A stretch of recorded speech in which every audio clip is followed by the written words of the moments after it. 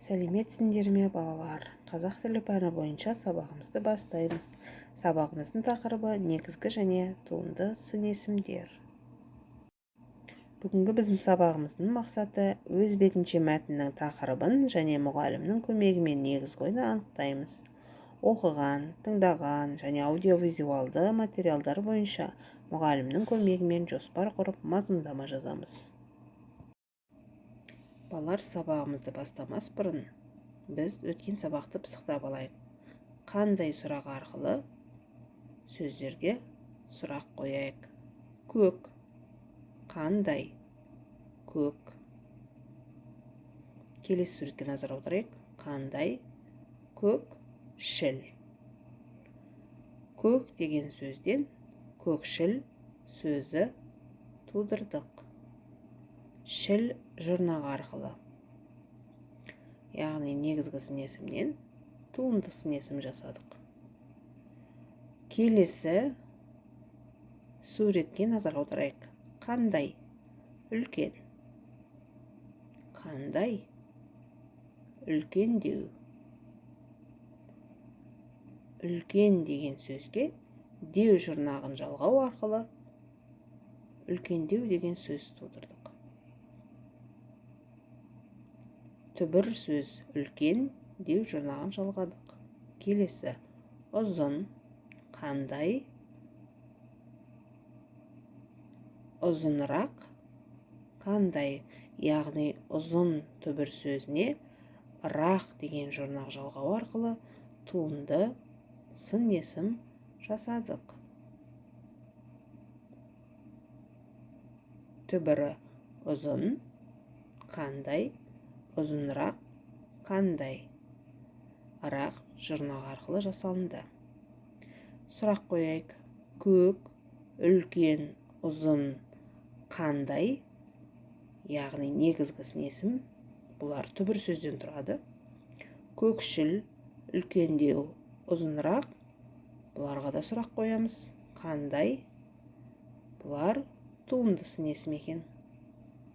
Яғни біз негізгі сын есімнен жұрнақ жалғау арқылы туынды сын есім жасадық.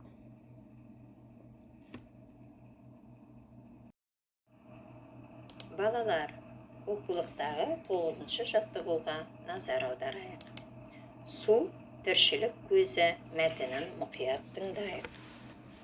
Су табиғаттағы барлық тіршілік атаулының құрамына кіреді. Көптеген өсімдіктің 80-95% судан тұрады. Жануарлар мен адам денесінде де су көп. Су жер бетінде үнемі тынымсыз айналыста болады. Теңіз бен мұхиттардың, өзендер мен көлдердің бетінен су буға айналып, одан бұлт түзіледі.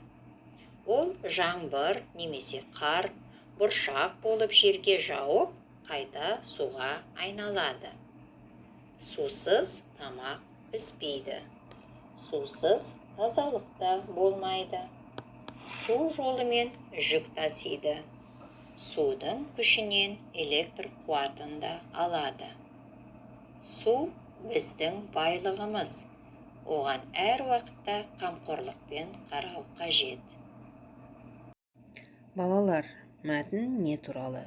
Мәтін бөліктеріне сәйкес жоспарды қалпына келтіріңдер. Табиғаттағы су айналымы. Судың маңызы. Судың адам өміріне қажеттілігі.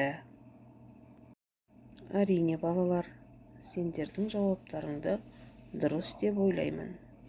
Ендеше жауаптарымызды тексеріп көрейік. Бірінші, судың маңызы. Екінші, табиғаттағы су айналымы. Үшінші, судың адам өміріне қажеттілігі.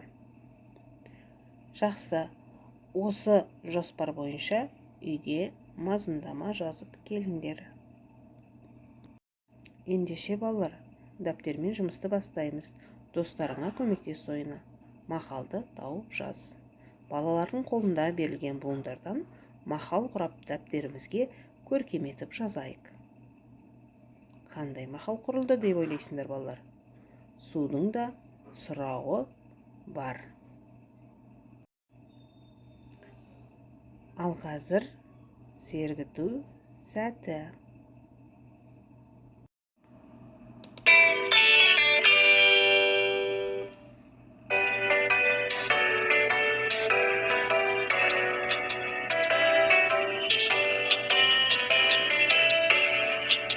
Аспанның түсі көк,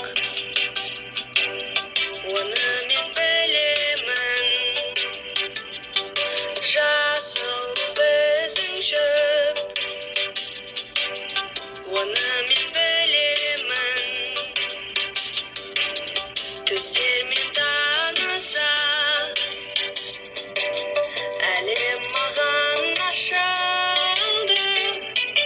Ақ сары көк, жасыл қызғылт, күлгін қызыл тоқ сары. Қызыл қызғалдақ, оны мен білемін. Ақ саңырау құлақ, оны мен білемін. Түстермен танаса, әлем маған ашылды. Ақ сары көк, жасыл қызғылт, күлгін қызыл тоқ сары.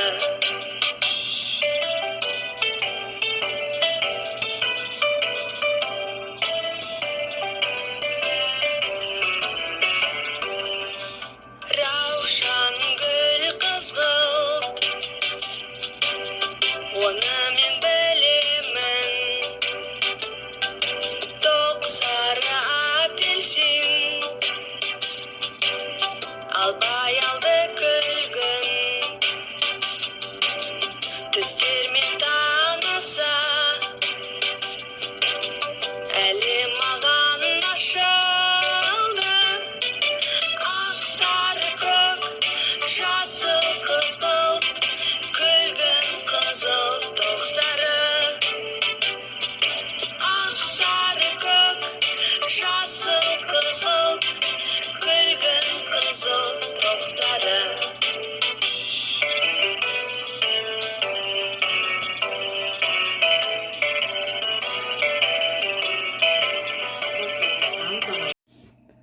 Балалар, оқулықтағы 11-ші жаттығуға назар аударайық.